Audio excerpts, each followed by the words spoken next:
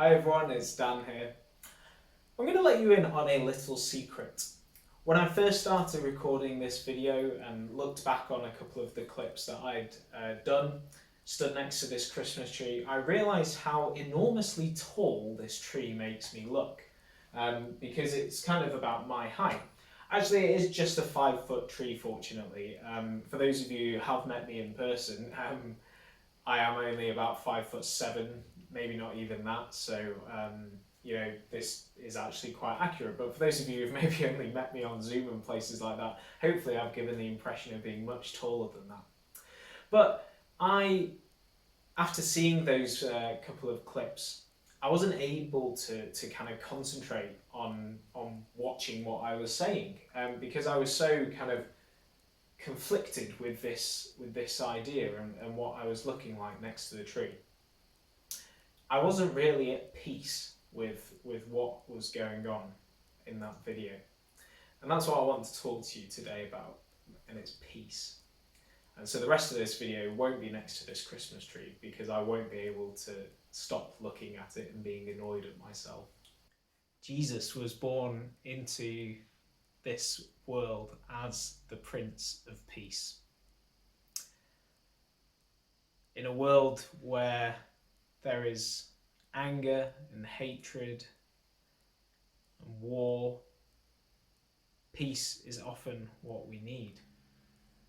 And that's of course peace in the big sense, I suppose, but within ourselves there is anger, hatred of ourselves, and war, conflict in our minds about what the right thing might be to do. As a church, we experience something similar, I'm sure. Hopefully nothing too much on the war scale, but sometimes it can feel like that. But this Christmas, particularly when we're thinking about doing so many things online, or at least trying to think about that, there can be so much conflict. There can be so many things going on in your head that just give you anything but peace. And it's really important that we take out that time to be at peace. Be at peace with God, in prayer, in reflection, in contemplation. When lockdown first began back in March, and the word was that one piece of exercise per day. That was the phrase of the time. And if I'm honest, before lockdown, I was struggling to manage one piece of exercise a day. So if anything, it's actually made me do more, because since then I've certainly tried much harder to do that one piece of exercise. And of course, that one piece of exercise doesn't have to be what you might class as exercise. It could be a walk or just a wander around, really. But they've really helped me be at peace. When the government announced that you could do unlimited amounts of exercise in June and July, I thought, well, I'll probably be okay just with the one, thanks. One can be enough, of course. But it's that time you spend at peace.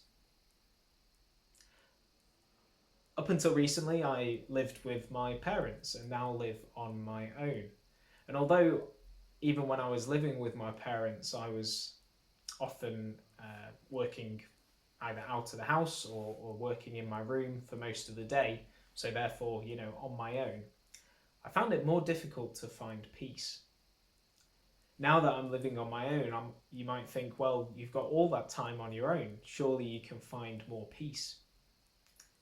Not really, or not necessarily anyway.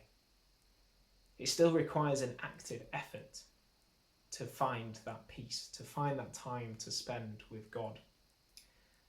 And I'd like to encourage you all to take some time this Christmas to find that peace that Jesus came to bring.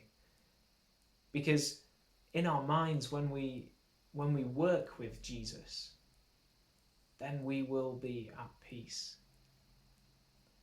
Jesus came to this earth to bring peace, not just to all humankind, but peace to each one of us. So that through him, we're able to have that special relationship with God. Through those peaceful moments that actually may not be quiet by definition. Certainly when I find my peace, I often listen to podcasts or music. Peace doesn't necessarily mean sitting or walking or doing exercise in silence, but it means turning things off. Perhaps quite literally, you could turn your phone off, turn your computer off, and find those times to be at peace and be with God this Christmas.